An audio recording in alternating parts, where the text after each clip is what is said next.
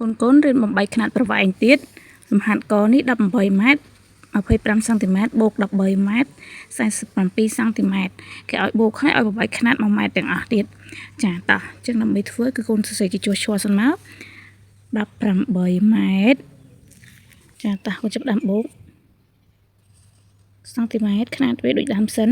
5បូក7ស្មើ12សរសេរលេខ2ត្រា1 1បូក2ស្មើ3 3បូក4ស្មើ7ຂនាតម៉ែត្រដូចដើមដែរ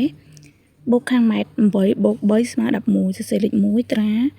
1បូក1ស្មើ2 2បូក1ស្មើ3ចាអញ្ចឹងយើងបាន33ម៉ែត្រ72សង់ទីម៉ែត្រលំហាត់នេះគឺអត់ទាន់ចាប់ត្រឹមនឹងទេត្រូវបំបែកវាមកម៉ែត្រទាំងអស់ចាអញ្ចឹងអានេះម៉ែត្រស្រាប់អានេះសង់ទីម៉ែត្រអញ្ចឹងយើងបំបែកមកចាអញ្ចឹងយើងកត់ប្រធានដើមសិនសរសេរចម្លើយនេះសរសេរចម្លើយដែលយើងធ្វើហ្នឹងយកមកបំបែកຂនាតចាអញ្ចឹងចម្លើយដែលបានហ្នឹងគឺយើងអាចសរសេរមកអញ្ចឹង31ម៉ែត្របូក72សង់ទីម៉ែត្រយើងសរសេរបានយើងអញ្ចឹងណា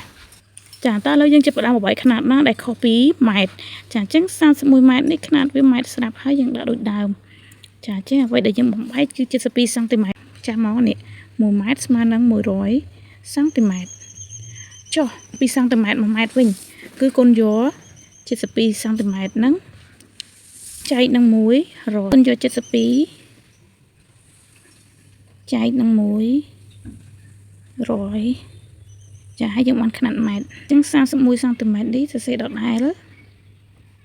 72ចែកនឹង100បានប៉ុន្មានចាស្មើនឹង0.72ម៉ែត្រចាអញ្ចឹងគុណចាំអានេះយើងអាចសរសេរបាន72%ហ៎ចាអញ្ចឹង72%យើងមិនសរសេរបាន0.72មែនអត់នេះចាតើគុណបូកមកផ្នែកគុតនេះផ្នែកគុតដែរអញ្ចឹង